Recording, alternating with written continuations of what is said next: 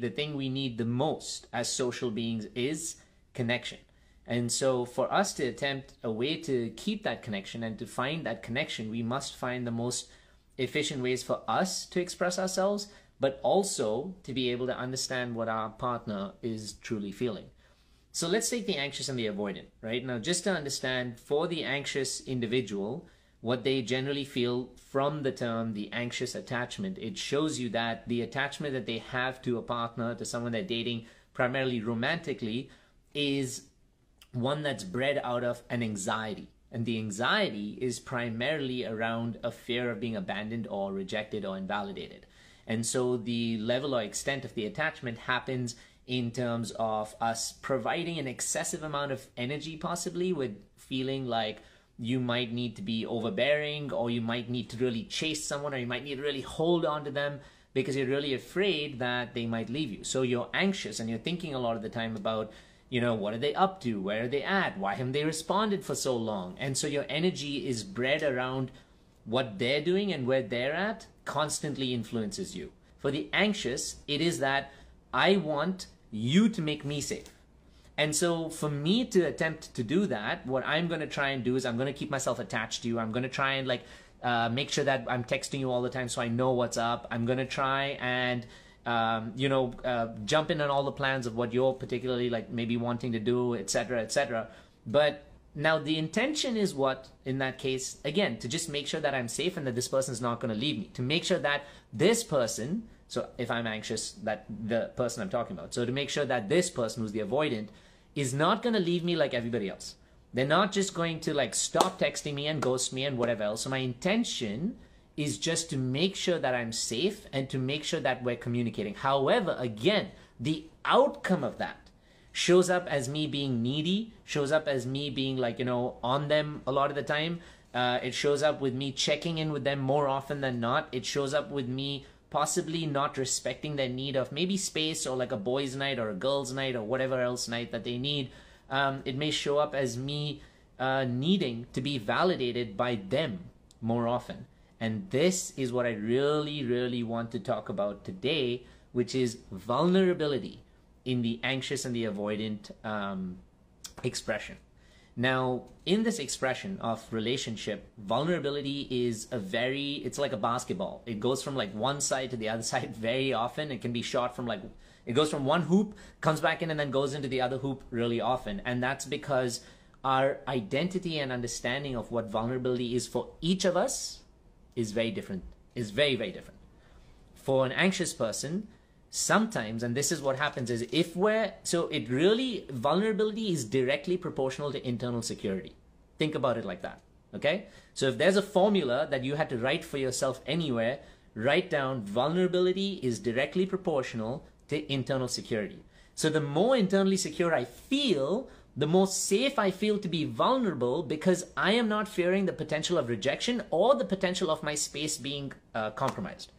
Either way, I'm feeling that I am taking space, I am expressing myself, I am in this position sharing my truth, but I'm not afraid that it's either going to be used to manipulate me. I'm not afraid that it will be used to run away from either. So let's talk about vulnerability on both angles. Now, for the anxious attachment, and this is for all of you folks out there who feel like you identify with the anxious attachment, this one's really important for you. Sometimes we use and misuse vulnerability. And the reason we do it is because vulnerability can be a coping mechanism, vulnerability. And the reason I say vulnerability in air quotes is because a lot of the time, let's say if we're going on a date with someone, right? And if we're sensing that they're pulling away, we use vulnerability like an attempt at a fishing rod or a lasso. So the more that they start to pull away, the more that we will bear ourselves in the attempt that they will say, oh my God, I see you now and I really want to hold on to you. But the problem with that is that it starts to get more intimidating for them. It starts to get more scarce. They start to feel more of our overbearing energy on them, and they're like, whoa, whoa, whoa, whoa, whoa, I need more and more and more space. So our very attempt to connect with them is what actually pushes them away further. So the magic in that moment is to understand that the power of our vulnerability, now I'm talking about the anxious, right? So the power of the vulnerability in that space needs to be ours first. We need to recognize that in those moments, are we using vulnerability as a mechanism to attain connection, or are we using vulnerability as a method to express ourselves? Are we using it as a way for us to make sure that someone likes us or that they really connect with us? Are we using it as a way to say, this is my truth and this is where I am? Now, how do you know the difference, right? That's like, because a lot of people are saying, so where does that lead us? What's the answer? The difference is in the attachment to the outcome. So if I'm being vulnerable as a method for someone to like me more, to gain connection with me, or create connection with me, or to create some kind of fondness or attachment towards me, then if the outcome doesn't go my way, I become tremendously disappointed. Ask yourselves this really honest question right now.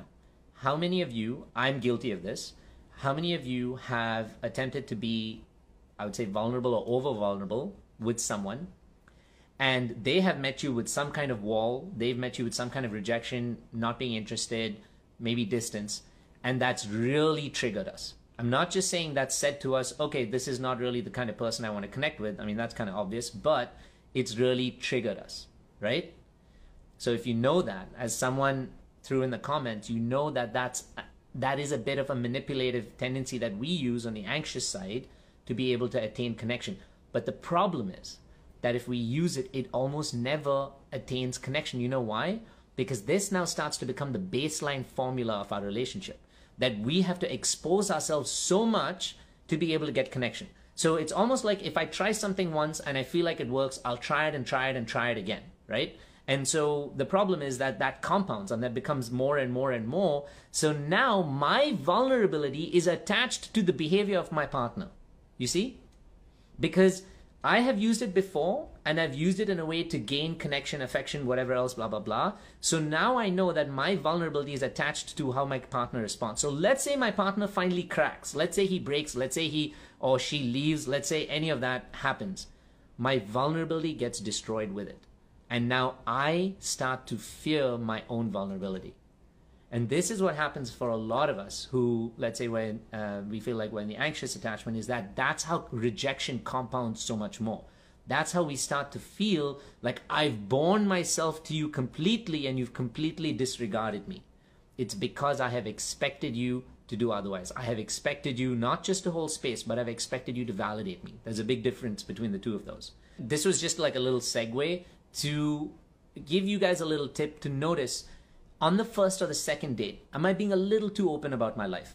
Am I connecting sexually with this person way too quick? Am I sleeping with them on the first or second date with the hope that with me giving up my body, they may want to stay with me more, which ultimately leads to them not doing it? And this is all because our internal security is lower. Think about it. If we were so confident and were so secure in our own identity and our own space and what we felt at that point, we would say, I need to know that you're worthy enough for me to be able to expose myself to that extent. And this doesn't mean I need, I'm not going to be vulnerable, but it means that I'm going to be a little more careful about how I give out my body. It means I'm going to be a little more careful about how much of you I share on like the first date or the second date. It means that I'm going to allow myself to see whether you're proving your worth or, that's not really the best term, I apologize, but more to see, are you earning my trust? Are you earning my vulnerability? This is really important. And this is why I say the more internally secure that we feel, the less we use vulnerability as a tactic.